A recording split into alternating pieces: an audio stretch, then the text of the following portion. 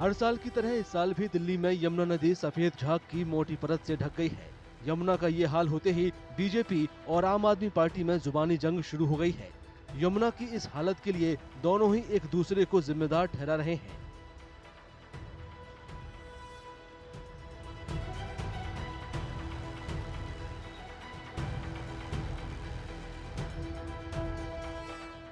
Delhi BJP के अध्यक्ष वीरेंद्र सचदेवा ने अपने दावे को सही बताने के लिए गुरुवार को यमुना नदी में डुबकी लगाई थी। इसके बाद उन्हें सांस लेने में दिक्कत और स्किन में जलन की शिकायत हुई। हालत खराब होने की वजह से वीरेंद्र सचदेवा को दिल्ली के राम मनोहर लोहिया अस्पताल में भर्ती कराया गया।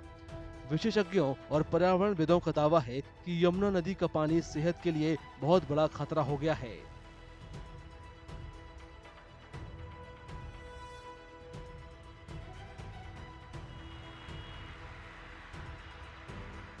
The foam per se is problematic, but only on the acute stage.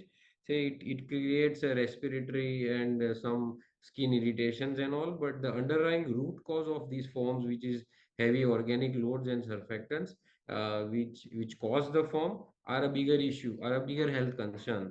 The organic load into the water generates more bacteria, more coliform counts, and that consuming that water causes waterborne illnesses like diarrhea and typhoid, etc., etc. So that is a bigger concern to the human health, to the public health.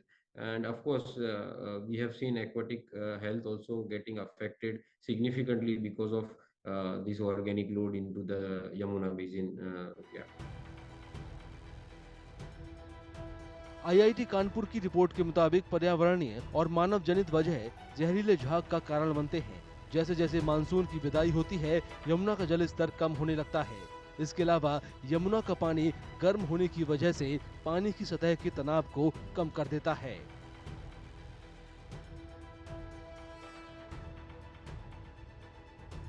So it has been quite well documented and well researched now that two major causes for the froth are the surfactants, which is the phosphate-based surfactants, and also the untreated sewage which flows in the Yamuna, especially in the heavily populated area starting from Delhi till Agra, and of course it goes on further and further towards Bay of Bengal. But primarily the froth is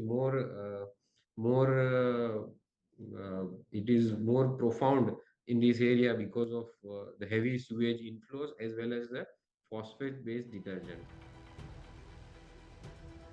विशेषज्ञों की माने तो यमुना में झाग नदी में मौजूद पौधों के सड़ने और सीवेज से निकलने वाले गंदे पानी की वजह से बनते हैं। इन झागों में अमोनिया और फॉस्फेट का लेवल हाई होने से सांस के मरीजों और स्किन के लिए खतरा बना रहता है।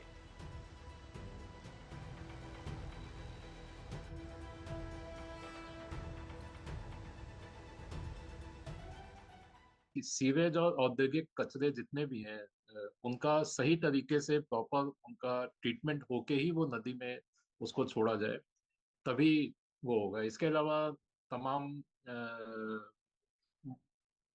प्रोग्राम्स होते हैं या तमाम आपके कार्यक्रम होते हैं, घरों का जो डिटर्जेंट होता है वहां पे भी हम लोग केमिकल्स का प्रयोग करते हैं, तो वो भी हमारे लिए हानिकारक है, नदी के लिए हानिकारक है।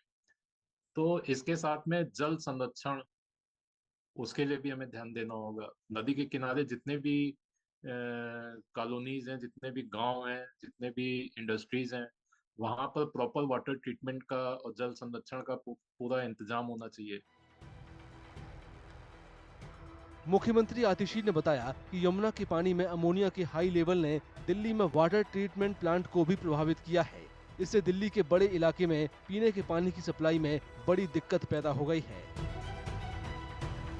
विशेषज्ञों और पर्यावरणविदों ने राज्य और केंद्र सरकार दोनों से यमुना में प्रदूषण को रोकने की अपील की है।